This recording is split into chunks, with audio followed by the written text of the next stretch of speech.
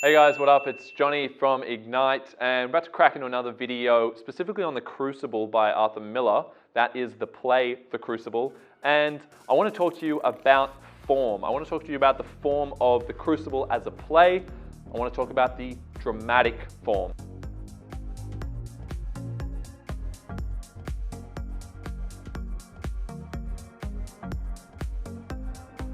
So, what is the effect of The Crucible being a play? So many people forget to actually talk about the function of a play, the function of drama.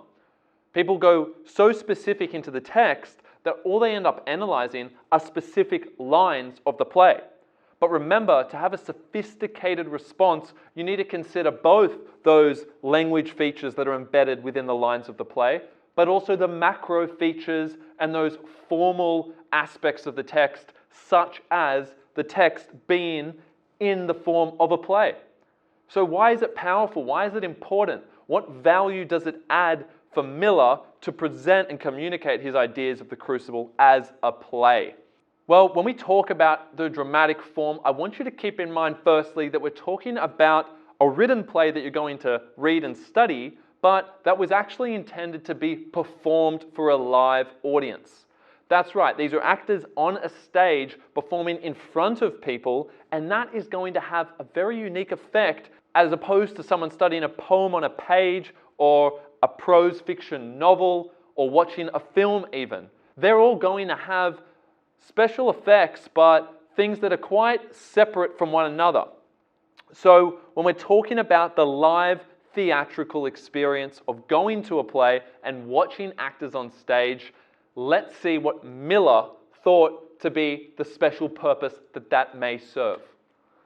Miller said, "I chose theatre because it was the cockpit of literary activity and you could talk directly to an audience and radicalize the people."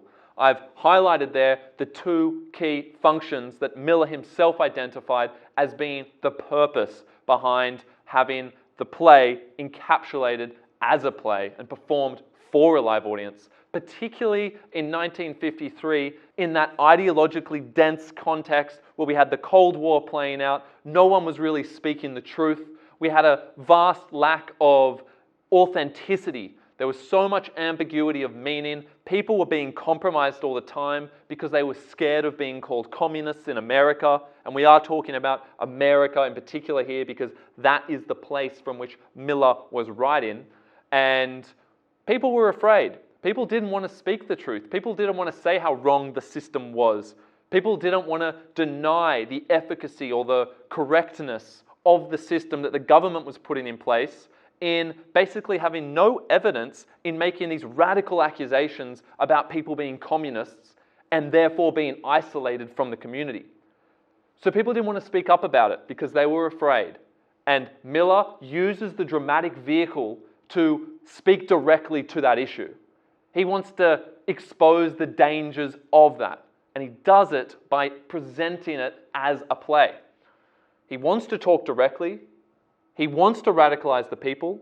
How does the play do that? You're seeing it face to face. It is a very visceral experience. Visceral meaning it really hits the body. You really feel it within you as you see it. It feels so real because it's as if it's happening right in front of you in reality. And that's a powerful impact. That's something quite unique to drama and going to a play to see it in person. This was a very controversial play.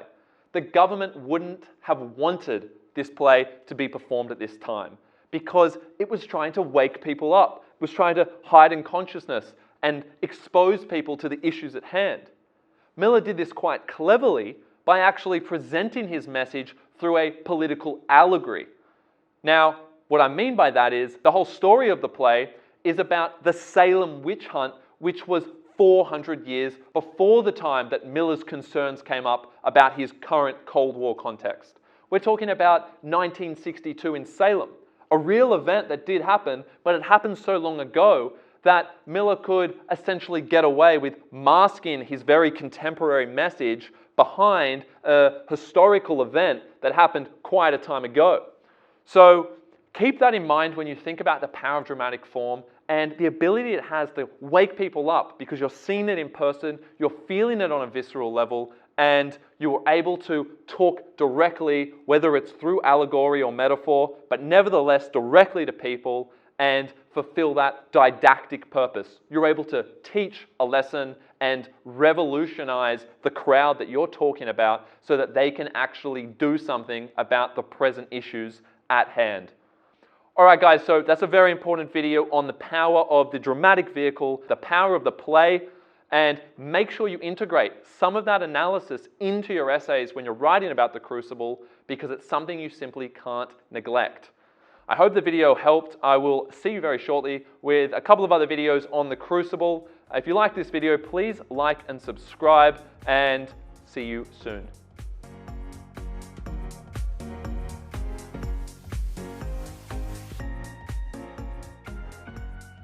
Hey guys, thank you so much for watching once again. If you are enjoying our content, and we hope you are, please do like and subscribe to our channel, and of course, share with your friends.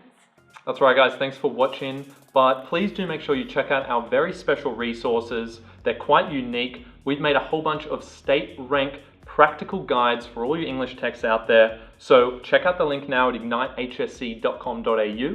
Let us know what you think. Otherwise, we'll see you in the next video.